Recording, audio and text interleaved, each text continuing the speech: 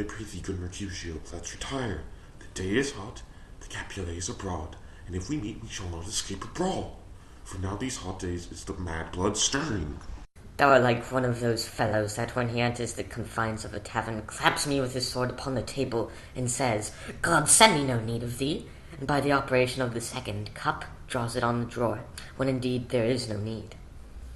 Am I like such a fellow? Come, come, thou art as a hot jack in thy mood as any in Italy, and as soon as moved to be moody, and as soon moody to be moved. And what too? Nay, and there are two such, we should have none shortly, for one would kill the other.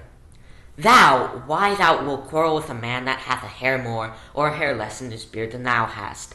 Thou wilt quarrel with a man for cracking nuts, having no other reason but because thou hast hazel eyes. What eye but such an eye would spy out such a quarrel? Thy head is as full of quarrels as an egg is full of meat, and yet thy head hath been beaten as addle as an egg for quarreling. Thou hast quarrelled with a man for coughing in the street, because he hath wakened a dog that hath lain asleep in the sun. Didst thou not fall out with a tailor for wearing his new doublet before Easter, with another for tying his new shoes with old riband?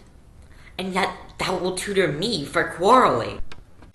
And I were so apt to quarrel as thou art, any man should buy the fee simple of my life for an hour and a quarter. The fee simple? Oh, simple. By my head, here comes the Capulet.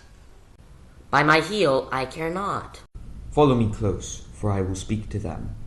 Gentlemen, good den, a word with one of you. And but one word with us? Couple it with something. Make it a word and a blow. You shall find me apt enough to that, sir, and you will give me an occasion.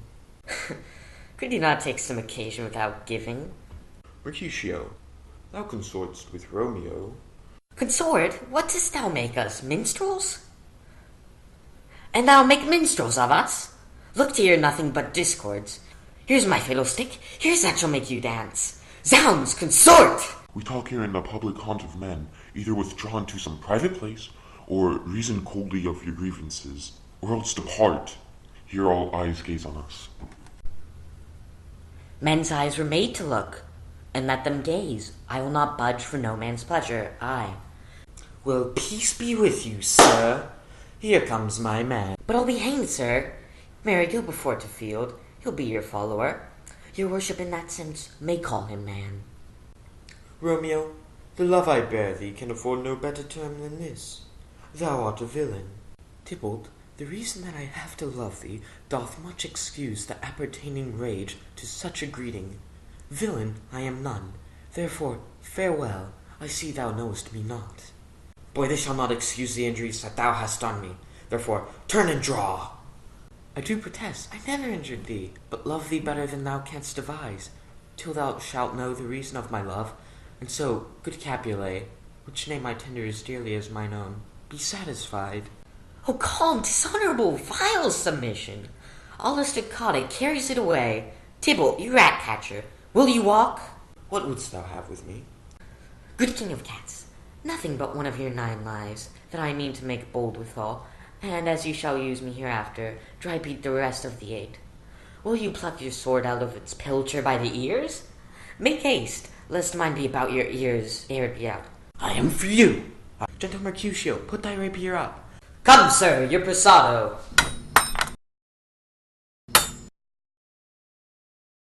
Draw Benvolio, beat down their weapons. Gentlemen, for shame, forbear this outrage.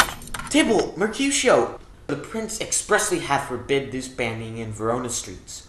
Hold, Tybalt, good Mecutio. I am hurt, a plague on both your houses.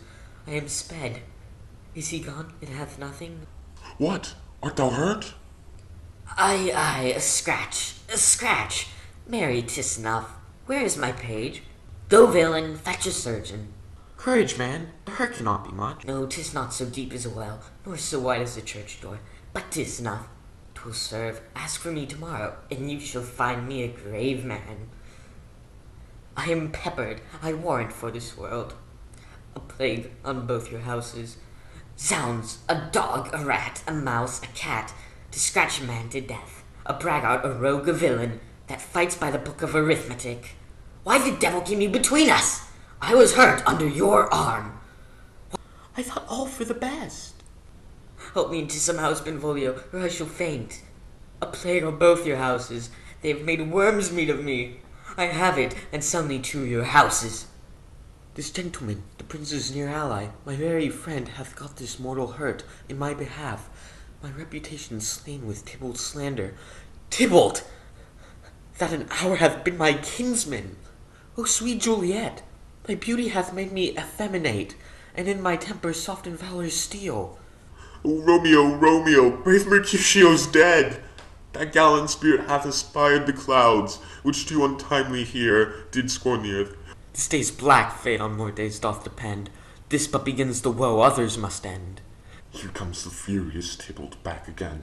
Alive in triumph, and Mecutio slain? Away to heaven, respective lenity, and fire-eyed fury, be my conduct now. Now, Tybalt, take the villain back again, that late thou gavest me, for Mecutio's soul is but a little way above our heads, staying for thine to keep him company. Either thou, or I, or both must go with him. Thou wretched boy that didst consort with him here, shall with him hence. This shall determine that. Romeo, away, begone! The citizens are up, and Tybalt slain. Stand not amazed, the prince will doom thee death. If thou art taken, hence begone, away! Oh, I am fortune's fool! Which way ran he that killed Mecutio? Tybalt, that murderer, which way ran he? There lies Tybalt. Up, sir, go with me. I charge thee in the prince's name, obey! Where are the vile beginners of this fray? O noble prince, I can discover all the unlucky manage of this fatal brawl. There lies the man, slain by young Romeo, that slew thy kinsman, brave Mecutio. Tybalt, my cousin. Oh, my brother's child. Oh, prince, oh, cousin, husband. Oh, the blood is split of my dear kinsman. Prince, as thou art true, for blood of ours shed blood of Montague. Oh, cousin, cousin. Benvolio, who began this bloody fray? Tybalt here slain, whom Romeo's hand did slay. Romeo that spoke him fair, bid him bethink how nice the quarrel was, and urged with all your high displeasure. All this uttered with gentle breath, calm look, knees humbly bowed. Could not take truce with the unruly spleen of Tybalt, deaf to peace, but that he tilts with piercing steel at bold Mecutio's breast, who, all is hot, turns deadly point to point, and with martial scorn with one hand beats cold death aside, and with the other sends it back to Tybalt, whose dexterity retorts it. Romeo, he cries aloud, hold friends, friends part, and swifter than his tongue, his agile arm beats down their fatal point. And twixt them rushes, underneath whose arm an envious thrust from Tybalt hit the life of stout Mecutio, and then Tybalt fled, but by and by comes back to Romeo, who had but newly entertained revenge. And two they go together like lightning, for, ere I could draw to part them, was stout Tybalt slain, and as he fell, did Romeo turn and fly. This is the truth, or let Benvolio die. He is the kinsman to the Montague. Affection makes him false. He speaks not true. Some 20 of them fought in this black strife, and all those 20 could but kill one knife. I beg for justice, which thou, prince, must give. Romeo slew Tybalt. Romeo must not live. Romeo slew him. He slew Mecutio. Who now the price of his dear blood doth owe? Not Romeo, prince. He was Mecutio's friend. His fall concludes but what the law should end, the life of Tybalt.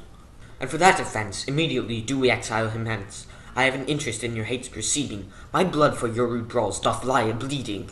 But I'll immerse you with so strong a fine, that you shall all repent the loss of mine. I will be deaf to pleading and excuses, nor tears nor prayers shall purchase out abuses. Therefore use none, let Romeo hence in haste, else when he's found that ours his last.